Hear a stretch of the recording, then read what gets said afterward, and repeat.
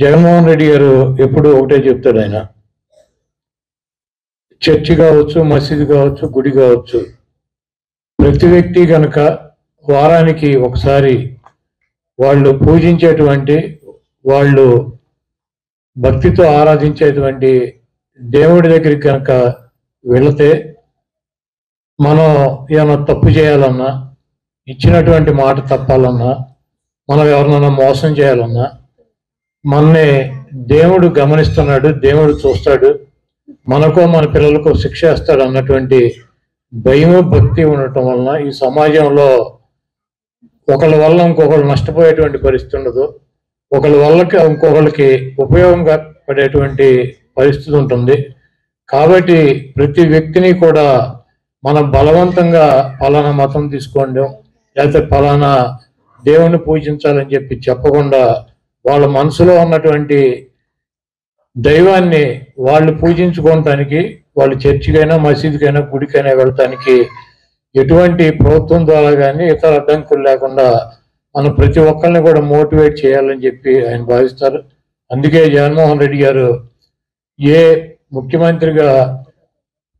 ఏ దైవ కార్యక్రమం అయినా కూడా ఆ దైవం లేదు, ఈ దైవం లేదు, ఈ మతం లేదు, ఆ మతం లేదు, వాళ్ళ మతాచారం ప్రకారం ఒక ముఖ్యమంత్రి హోదాలో వెళ్ళి అక్కడ ఆ సాంప్రదాయాల ప్రకారం ఆయన పూజలు నిర్వహించేటువంటి కార్యక్రమాన్ని తీసుకుంటారు.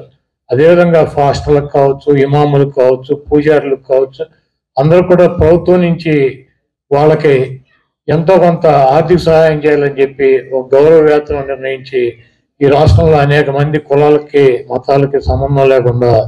మరి సహాయ సహకారం అందిస్తున్నటువంటి వ్యక్తి, పాపభీతం ఉన్నటువంటి వ్యక్తి. ఆయనకి ఇవన్నీ కూడా రాజశేఖర రెడ్డి గారికి కూడా, ఆయన కూడా ఒక డాక్టర్గా చదువుకుని ప్రజాసేవ చేయాలని చెప్పి అనేక మంది పేద పిల్లలకి విద్యని తీసుకురావాలని చెప్పి ఫీజు రియంబర్స్మెంట్ కావచ్చు, లేకపోతే అనేక పేద కుటుంబాలని కాపాడాలని చెప్పి వాళ్ళకి ఆర్థిక పరిస్థితులు బాగా చనిపోవటం మార్గంగా ఉందని చెప్పి